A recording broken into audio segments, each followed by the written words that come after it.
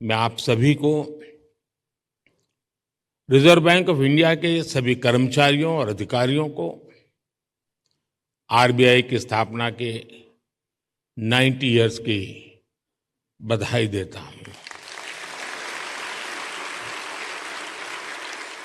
आज आप जो नीतियां बनाएंगे, जो काम करेंगे, उनसे आरबीआई के अगले दशक की दिशा तय होगी। ये दशक इस संस्थान को उसके शताब्दी वर्ष तक ले जाने वाला दशक है और ये दशक विकसित भारत की संकल्प यात्रा के लिए भी उतना ही अहम है कि देश की अर्थव्यवस्था, हमारी जीडीपी काफी हद तक मॉनेटरी और फिस्कल पॉलिसीज के कोऑर्डिनेशन पर निर्भर करती है।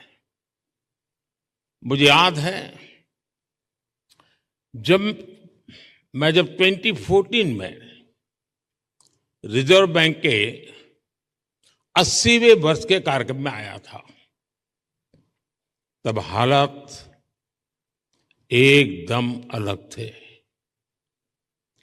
भारत का पूरा बैंकिंग सेक्टर समस्याओं और चुनौतियों से जूझ रहा था। आज भारत के बैंकिंग सिस्टम को दुनिया में एक स्ट्रांग और सस्टेनेबल सिस्टम माना जा रहा है।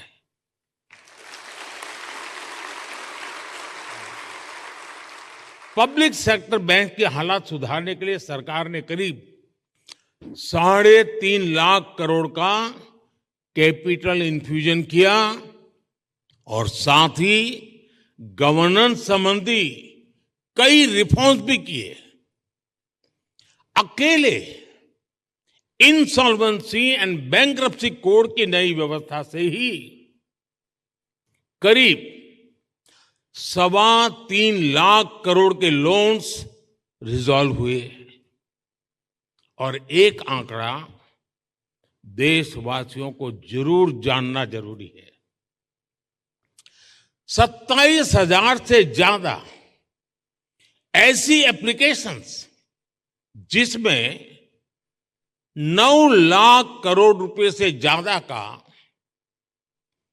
अंडरलाइंग डिफॉल्ट था, वो आईबीसी में एडमिशन से पहले ही रिजॉल्व हो गई। ये दिखाता है कि इस नई व्यवस्था का सामर्थ्य कितना ज्यादा है।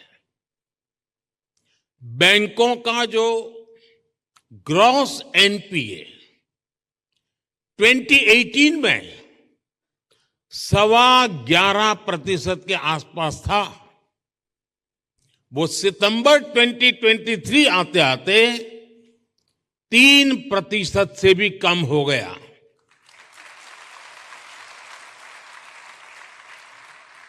आज ट्विन बैलेंस शीट की समस्या अतीत का हिस्सा हो चुकी है। आज बैंक की क्रेडिट ग्रोथ 15% तक हो गई है और मैं इन सभी उपलब्धियों में आरबीआई की सहभागीदारी और प्रयासों की भी बहुत बड़ी भूमिका रही है और वो बधाई के पात्र हैं। पिछले 10 वर्षों में हुए ट्रांसफॉर्मेशन की एक तस्वीर ये भी है।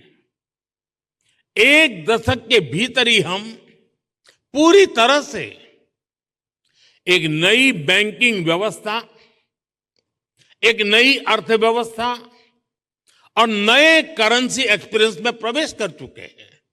10 साल में डिजिटल ट्रांजैक्शन की संभावनाओं को विस्तार देना होगा। अगले 10 साल के टारगेट तो तय करते हुए हमें एक बात और ध्यान रखनी है, वो है भारत के युवाओं की एस्पिरेशंस। भारत आज दुनिया के सबसे युवा देशों में से एक है। इस युवा एस्पिरेशंस को पूरा करने में आरबीआई का अहम रोल है।